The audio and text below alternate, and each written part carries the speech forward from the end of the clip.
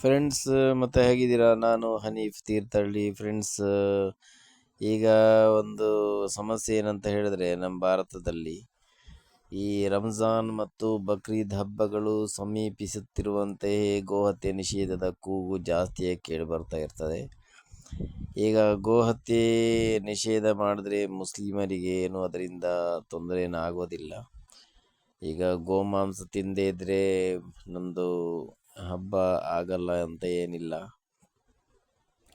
ನಮಗೆ ಬಕ್ರೀದ್ ಹಬ್ಬದಲ್ಲಿ ಕುರ್ಬಾನಿಯ ರೂಪವಾಗಿ ನಮ್ಮ ಸೃಷ್ಟಿಕರ್ತನಿಗೆ ಅಲ್ಲಾಹನಿಗೆ ಬಲಿ ಅರ್ಪಿಸಲು ನಾವು ಒಂಟೆ ಅಥವಾ ಗೋವು ಮತ್ತು ಕುರಿಗಳನ್ನು ಉಪಯೋಗ ಮಾಡ್ತೀವಿ.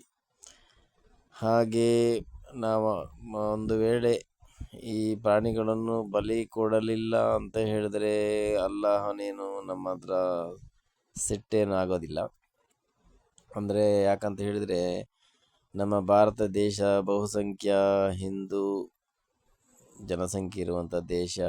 ನಾವು ಮುಸ್ಲಿಮರು ಸಂಖ್ಯಾತರು ಆದ ಕಾರಣ ಅಲ್ಲಿ ನಮಗೆ ಗೋಹತ್ಯೆ ನಿಷೇಧ ಮಾಡಿದ್ರೆ ನಾವು ಅದನ್ನು ಆ ಕಾನೂನನ್ನ ಒಪ್ಕೊಳ್ಳೇಬೇಕಾಗತ್ತೆ. ಆದುದರಿಂದ ಸೃಷ್ಟಿಕರ್ತನಿಗೂ ಸಹ ಅದು ಗೊತ್ತೇ ಇದೆ. ನಾವು ಅಲ್ಲಿರುವ ಸಮಸ್ಯೆ ಕಾರಣದಿಂದಾಗಿ ನಾವು ಕುರ್ಬಾನಿಯನ್ನು ಕೊಡಲಿಕ್ಕೆ ಆಗಿಲ್ಲ ಅಂತ ಸೃಷ್ಟಿಕರ್ತನಿಗೆ ಗೊತ್ತೇ ಇದೆ. ಈಗ ಮುಸ್ಲಿಂ ರಾಷ್ಟ್ರಗಳಲ್ಲಿ ಇದೆಲ್ಲ ಮಾಮೂಲಿಯಾಗಿ ನಡ್ಕೊಂಡೇ ಹೋಗುತ್ತೆ. ಅದು ಅಲ್ಲೇನ ಸಮಸ್ಯೆನೇ ಇಲ್ಲ. ಪವಿತ್ರ ಕುರಾನಿನಲ್ಲಿ 2ನೇ ಅಧ್ಯಾಯದಲ್ಲಿ ಬರುತ್ತೆ. ಅಧ್ಯಾಯದಲ್ಲಿ ಗೋವು ಅಂತಲೇ ಅಧ್ಯಾಯನೇ ಇದೆ. ಹಾಗೆ ಕುರ್ಬಾನಿ ಸಹ ಸೃಷ್ಟಿಕರ್ತನಿಗೋಸ್ಕರ ನಾವು ಬಲಿ ಅರ್ಪಿಸುತ್ತೀವಿ. ಅದು ಪ್ರವಾದಿ ಇಬ್ರಾಹಿಂ ಅಲೈಹಿಸ್ಸಲಾತು ವಸ್ಸಲಾಂ ಅವರ ಸ್ಮರಣಾರ್ಥವಾಗಿ ನಾವು ಅದನ್ನು ಕುರ್ಬಾನಿಯನ್ನು ನೆರವೇರಿಸುತ್ತೇವೆ.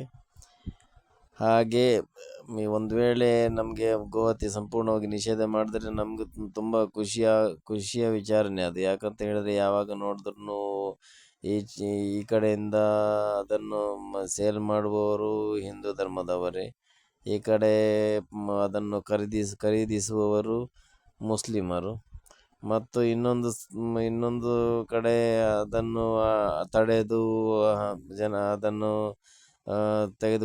ಗೋವನ್ನು ತೆಗೆದುಕೊಂಡು ಹೋಗುತ್ತಿರುವಾಗ ಹಲ್ಲೆ ಮಾಡಿ ಸಾಯಿಸೋದು, ಇದೆಲ್ಲ ಮಾಡೋದು ಹಿಂದೂ ಧರ್ಮದ ಇನ್ನೊಂದು ವರ್ಗದವರು. ಆವಾಗ ನಾವು ಗೋಹತ್ಯೆಯನ್ನು ಸಂಪೂರ್ಣವಾಗಿ ನಿಷೇಧ ಮಾಡಿದ್ರೆ ಸಮಸ್ಯೆನೇ ಉದ್ಭವ ಆಗಲ್ಲ.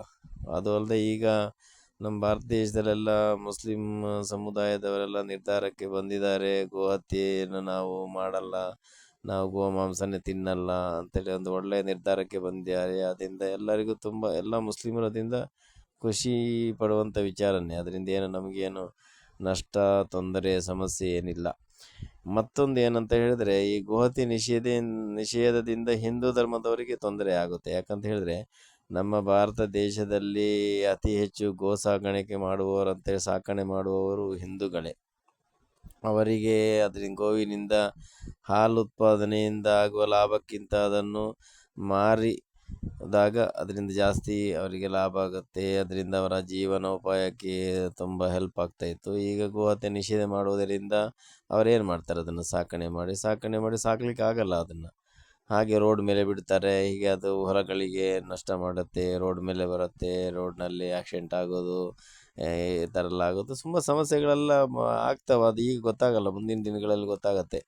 ಅದೇ ಥರ ನಮ್ಮ ಇದು ಆಜಾನ್ ಕೊಡಬಾರ್ದು, ಆಜಾನ್ ನಿಷೇಧ ಅಂತೆಲ್ಲ ಮಾಡಿದ್ರು. ಆಜಾನ್ ನಿಷೇಧ ಮಾಡಿದ್ರು ನಮಗೇನು ತೊಂದರೆ ಆಗಿಲ್ಲ. ಅದರಿಂದ ಆಜಾನ್ ನಾವು ಟೈಮಿಂಗ್ಸ್ ನೋಡ್ತೀವಿ. ನಮಗೆ 5 ಹೊತ್ತಿನ ನಮಾಜಿನಲ್ಲಿ ನಾವು ಸಮಯ ನೋಡಿ ನಾವು ನಮಾಜ್ ಮಾಡ್ತೀವಿ. ಆಜಾನ್ ಕೊಡದೇ ಇದ್ದರೂ ನಮಾಜ್ ಆಗಲ್ಲ ಅಂತ ಏನಿಲ್ಲ.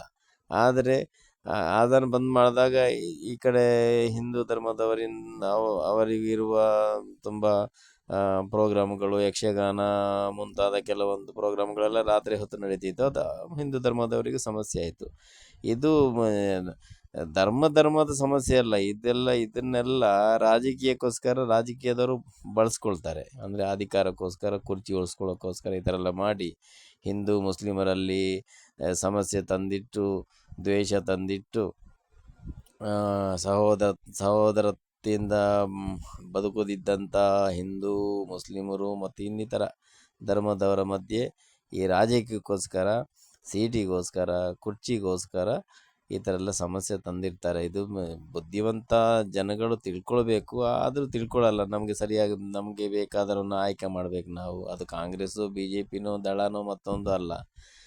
ಒಳ್ಳೆ ಆಡಳಿತ. ಈಗ ನಾವು ನಮ್ಮ ಭಾರತ ದೇಶದಲ್ಲಿ ಪಾಕಿಸ್ತಾನ ಮತ್ತು ಬಾಂಗ್ಲಾದೇಶ ಎಲ್ಲ ವಿಭಜನೆ ಆದ ಮೇಲೆ ನಾವೆಲ್ಲರೂ ಭಾರತೀಯರು. ಅಲ್ಲಿ ಹಿಂದೂ, ಮುಸ್ಲಿಂ, ಕ್ರೈಸ್ತರು, ಬೌದ್ಧರು, ಜೈನರು ಮತ್ತಿತರ ಯಾರಾದರೂ ಎಲ್ಲ ನಾವು ಭಾರತೀಯರು. ನಮ್ಮನ್ನು ಆಳ್ವಿಕೆ ಮಾಡುವವರು ಬಿ ಜೆ ಪಿಯವರಾಗಲಿ, ಕಾಂಗ್ರೆಸ್ನವರಾಗಲಿ, ದಳದವರಿಗೆ ಎಲ್ಲರೂ ಒಂದೇ ಥರದಲ್ಲಿ ನಮ್ಮನ್ನು ತಗೊಂಡು ಹೋಗಬೇಕು. ಅದರ ಬಿಟ್ಟು ಆ ಧರ್ಮ, ಹಿಂದೂ ಧರ್ಮ, ಮುಸಲ್ಮಾನರು ಹಾಗೆ ಹೀಗೆ ಅಂತ ತಗೊಂಡು ಹೋದರೆ ಅದಕ್ಕೆ ಏನೊಂದು ಅರ್ಥನೇ ಇಲ್ಲ. ಅದೊಂದು ಆಡಳಿತ ಮಾಡುವ ಒಂದು ಸಿಸ್ಟಮೇ ಅಲ್ಲ. ಯಾಕಂತ ಹೇಳಿದರೆ ಈಗ ಅಧಿಕಾರ ಈಗ ಕೊಡೋದು ಜನರು ಓಟ್ ಹಾಕಿ ಯಾಕೆ ಅಧಿಕಾರ ಕೊಡ್ತಾರೆ? ಆಡಳಿತ ಮಾಡಲಿಕ್ಕೋಸ್ಕರ.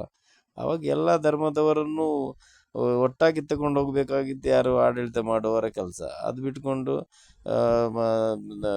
ಧರ್ಮಗಳಲ್ಲಿ ದ್ವೇಷವನ್ನು ತಂದು ಗಲಾಟೆ ಮಾಡಿ ಕೊಲೆ ಮತ್ತಿತರ ಅನ್ಯಾಯಗಳು ಅದು ಇದು ಅಂತೆಲ್ಲ ಆಗುವಂತೆಲ್ಲ ಮಾಡ್ತಾರೆ. ಆದರೆ ಗೋಹತ್ಯೆ ನಿಷೇಧದಿಂದ ನಮಗೆ ಖಂಡಿತವಾಗಿ ಮುಸ್ಲಿಮರಿಗೆ ಏನೂ ತೊಂದರೆ ಆಗಿಲ್ಲ. ಒಳ್ಳೆಯ ನಿರ್ಧಾರನೆ ಗೌರ್ಮೆಂಟ್ ಮಾಡಿದೆ, ಒಳ್ಳೆಯದೇ.